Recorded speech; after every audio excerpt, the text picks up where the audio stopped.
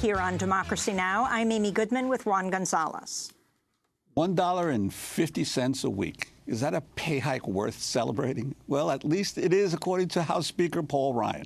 On Saturday, Ryan tweeted a link to an Associated Press report, writing, quote, "A secretary at a public high school in Lancaster, Pennsylvania, said she was pleasantly surprised her pay went up $1.50 a week. She said that will more than cover her Costco membership for the year," unquote. After a deluge of ridicule and outrage, Ryan deleted the tweet hours later. In contrast to the reported $1.50 pay increase, which comes to $78 a year, House Speaker Ryan received a staggering $500,000 in campaign contributions from Charles Koch only days after Ryan pushed through the tax overhaul. The legislation's been massively benefiting corporations and the richest Americans, including President Trump and his own family, and the Koch brothers, who may save as much as $1.4 billion on income taxes every year. Well, to talk more about the Trump administration's economic agenda, we're joined by Richard Wolff, Professor Emeritus of Economics at the University of Massachusetts Amherst, visiting professor at New School University. He's the founder of Democracy at Work, hosts a weekly national television and radio program called Economic Update, author of a number of books, including Capitalism's Crisis Deepens, Essays on the Global Economic Meltdown. So you have the House Speaker tweeting about this incredible victory, as he considered this woman getting a $1.50 raise a week, $78 a year. But he is mocked and ridiculed so much he has to delete the tweet. Your response to this, Richard Wolff? I take great comfort from the fact that there was this kind of response. The classic move, both of the Republican Party in general and of Mr. Trump, is to give tiny tax benefits to the mass of people in order to distract them from the grotesque inequality of the benefits going to the corporations and the richest people. Exxon Corporation gloated over the weekend that they're going to save $6 billion from this tax cut. So we can see that what this is doing is worsening, not improving, worsening the inequality of the United States in a dramatic way. And for me, as an economic historian, after 30 years, which is the truth of the last 30 years, of a growing gap between rich and poor that everybody recognizes, to pass a tax cut that worsens it rather than softens it is kind of staggering. It's really not about economics anymore. It's about an out-of-control economy in which the few are simply grabbing it all before it disappears. Richard, I'm wondering what you think the impact might be even of a small increase, because for people who have been used to not having increases in their take-home pay, even a small increase, to what degree that may lull many Americans into thinking, well, look, maybe Trump and the Republicans aren't so bad. That's what they hope. They hope that if you get a little bit, you'll be so grateful and so happy that you won't pay attention. But here's where it'll come back and bite you, because with this kind of a tax cut, massive reduction in the money that the federal government gets from all these corporations and rich, we know already, because Mr. Ryan, among others, has told us, they're going to be cutting government programs using the excuse that they don't have the money. So the $1.50 that young lady will save, she will then lose more than that in the cutback in government programs upon which she and her family and her community will depend. This is a bad scene for the mass of the American people. It's very interesting. We just had this segment on nuclear weapons and President Trump's $1.2 trillion plan to increase the nuclear weapons of the United States. That we can afford. Right. Talk about where the money goes and what you see as the alternatives. Well, I think fundamentally the money is going where Mr. Trump and the Republican Party want it to go. He's building his political support. He's not a popular president. We all know that, despite his tweets. So he has to build. So he gives the military. That's one way to build his support. He gives the big banks and the big corporations a cut. That's another way to build support. He makes symbolic gestures for the rest of the population in hopes of drawing them in. This is a program that is mindless about the economic realities of our society, about the suffering, about the promises he also made in his campaign. It is built on the notion he is going to build his support and the Republican Party, and the rest of the society will just live with where the chips may fall. For me, This is a problem of a system. This is beyond this problem, this reform, that law. You have a system that is out of control. We have so much wealth in the hands of so few that they're in a position to make everything else serve them. That's a classic sign of a decay in a society. And for me, the fundamental shifts that have to happen are the only way you're going to get out of this long series of horrible kinds of decisions, such as saying we can't take care of the secretary's economic needs beyond $1.50 a week, and then, doubling our defense expenditures. And I'm wondering what in this bill tax bill that was recently passed most astounded you, because clearly there was the cut in the corporate tax and the pass-through companies and the inheritance tax. I mean, what was it that most astounded you about the ability of the Republicans and President Trump to get this through? All the ones you mentioned, but here's the one that really got me.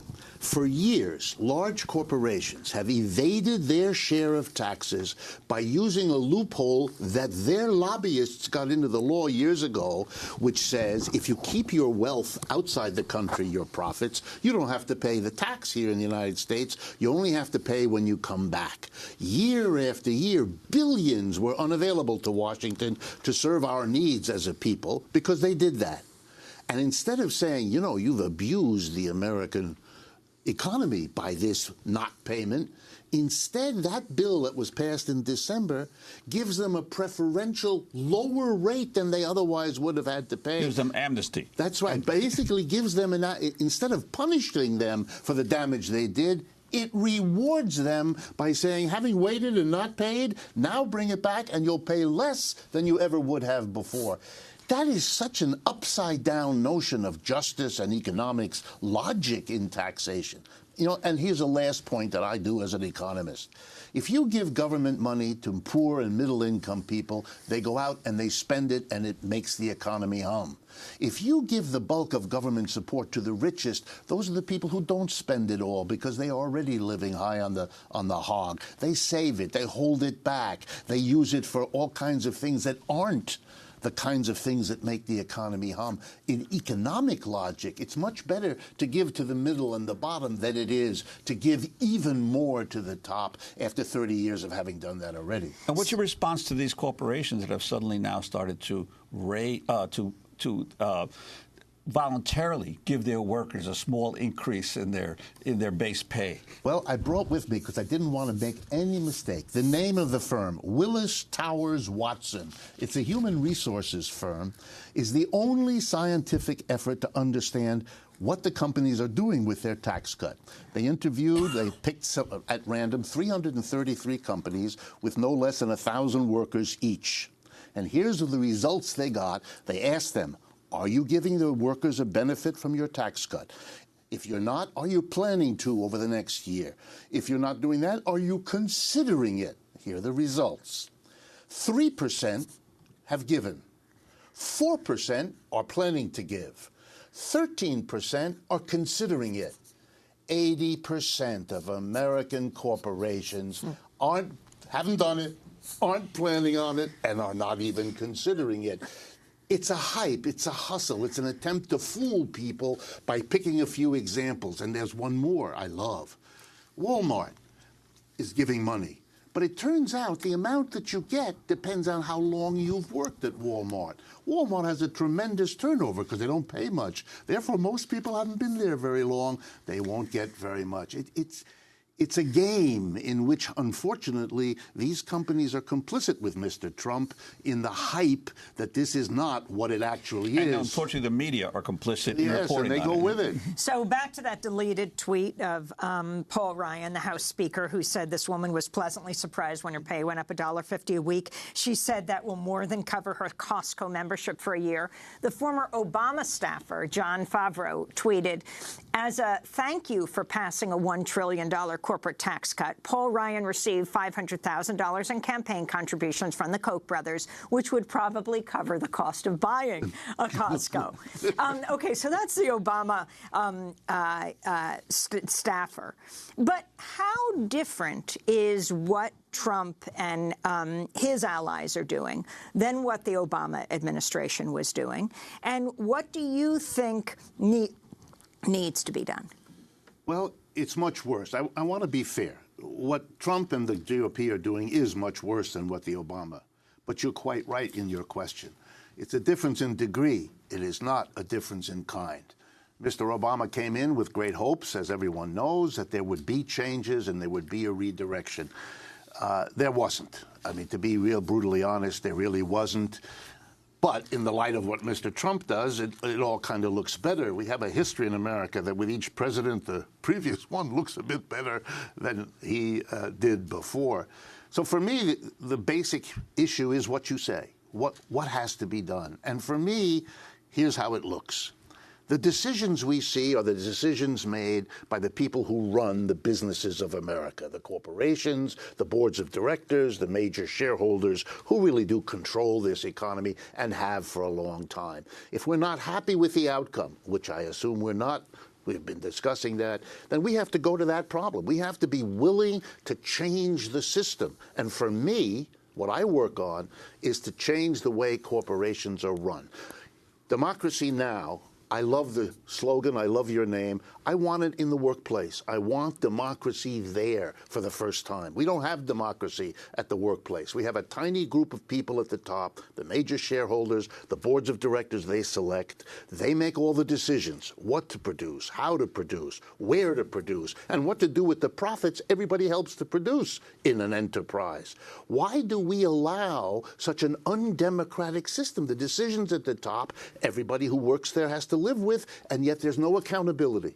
The mass of people who work in each enterprise can't control, don't elect, have no role.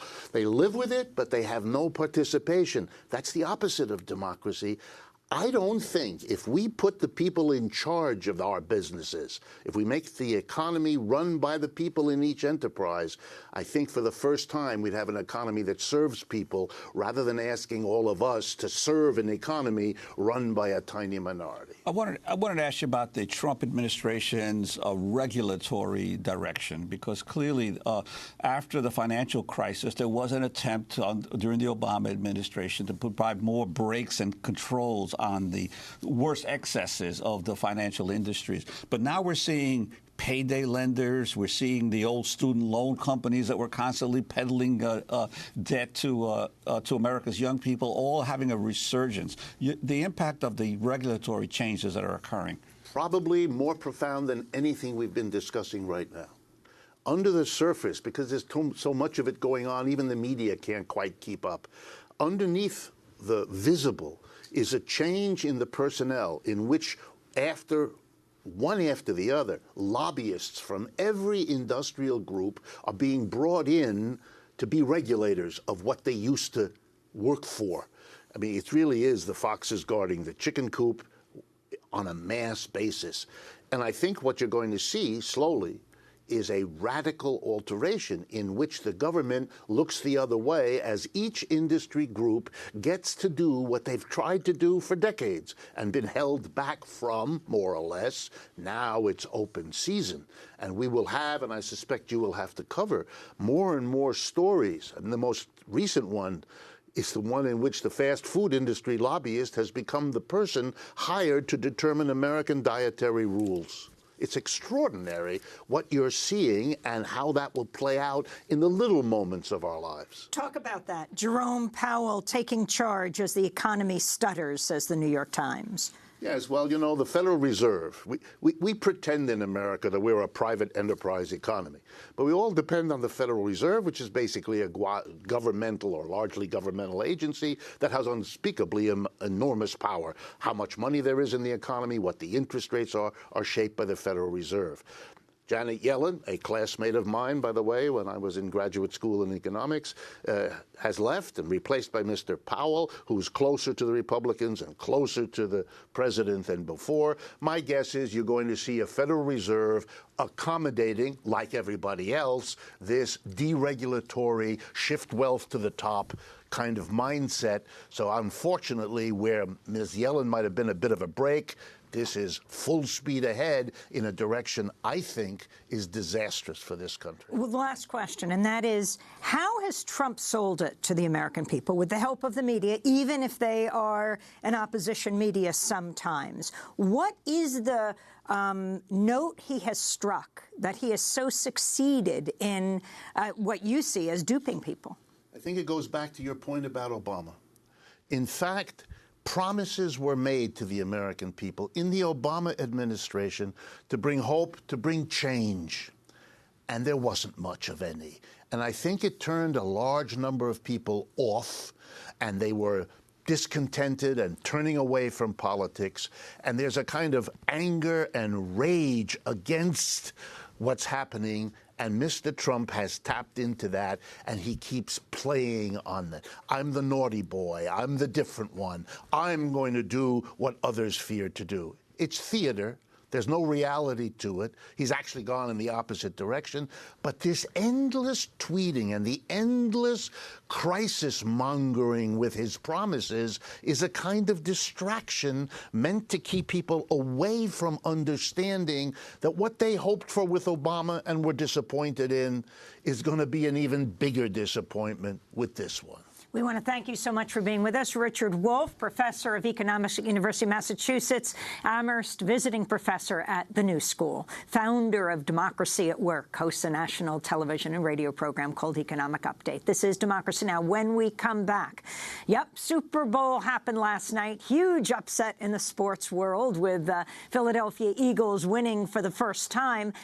If you were watching, did you notice that someone was taken off the field with a concussion? Or maybe that's why you weren't watching last night. We'll talk about what happened on the field and off. 17 people were arrested in racial justice protests outside. Stay with us.